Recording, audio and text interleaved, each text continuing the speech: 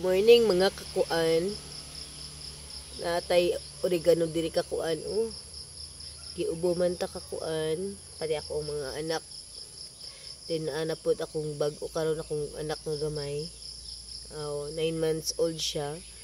Hapit na siya mag 9 months karong November. Dayon na siya kuan ubo ug nanay-plimas no mga kakuan.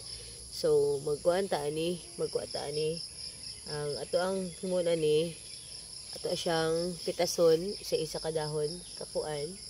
Nara dayon paghuman ato ning ibutang hugason sa nato siyang tarong mga kakuan. Then ibutan nato siya sa anang nilungag na nagbukal ng kuan na siya, pit na siya maluto nga kanon mga kakuan. Ayun.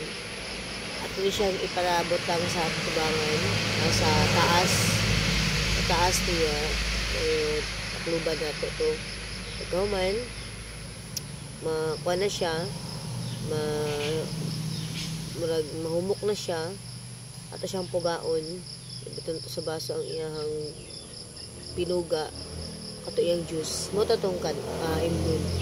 Pwede po dito ipainom sa mga bata. May siyang tambal nga gitawag lag kalabo.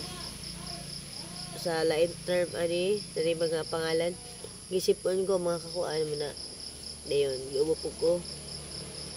Mag-herbal ta mga kuan. So gagahapon kay nagpa-check up me sa health center, dagay kog tambal ay kasi klase dayon nagpahilot pud mi mga kakuan. Yabtan jud mig mga ubong sipon diri kakuan oy.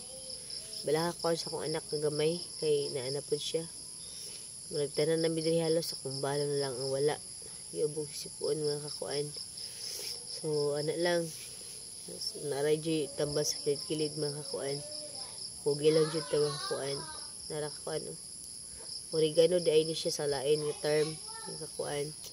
So maura mga kakuan sa ningkayon mga kakuan. Bye bye.